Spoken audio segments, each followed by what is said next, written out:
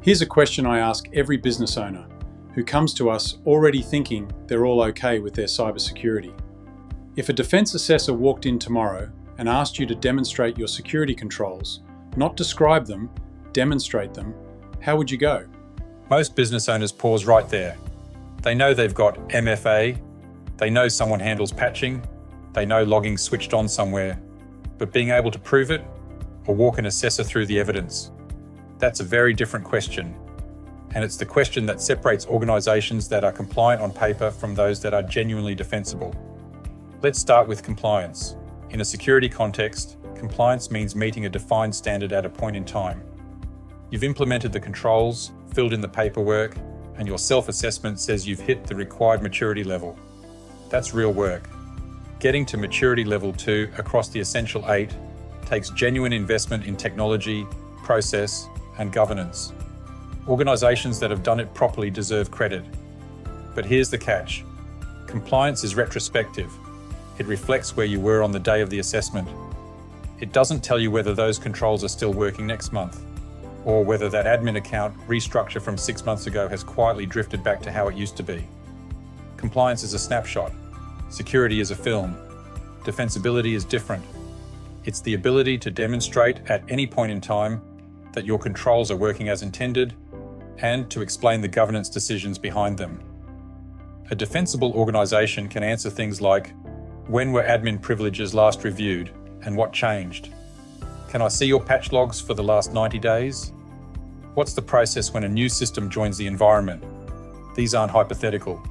They're the exact questions defence assessors, prime contractors, and procurement officers are asking more and more as DISP assurance activity ramps up and supply chain scrutiny tightens across the board. Defensibility comes down to 3 things that compliance alone doesn't guarantee. 1. Operational consistency. Controls that work when no one's watching. Take MFA for instance. Almost every business we assess has it enabled, but far fewer have it enforced so it can't be bypassed. At maturity level 2, enforcement is the expectation, not a setting that relies on people choosing to comply. 2. Evidence traceability. Defensibility needs a paper trail. Not for bureaucracy's sake, because without documented evidence, you can't prove controls have worked over time, and you can't find where they broke if something goes wrong. In a defence context, no evidence is treated the same as no control. 3. Governance maturity. This is what makes controls sustainable. A security officer who actually exercises the role. A risk register that reflects real decisions, not a form filled in once and filed away. New systems and staff assessed for security impact before they're brought on, not after. In a commercial context, being compliance-focused is often enough. Contracts won, boxes ticked, nobody looks too hard unless something goes wrong. Defence is different. DISP membership brings sustained accountability that most commercial environments don't have. Primes are running their own due diligence on subcontractors. Procurement is embedding security requirements earlier. And when something does go wrong, the fallout, reputational, contractual, commercial, is much bigger. The businesses that stay in the defence supply chain long-term are the ones who can show ongoing security maturity, not just point back to a past assessment. Compliance and defensibility aren't opposites. The best path to defensibility actually runs through compliance.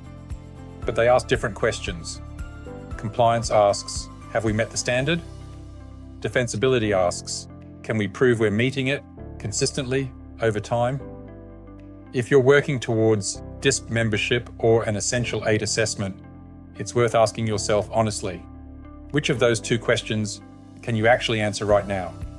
If it's the first, but not the second, that's a gap worth closing, before an assessor or a prime contractor closes it for you. Book a strategy call or start your DISP Quick Start assessment today. Link in the description.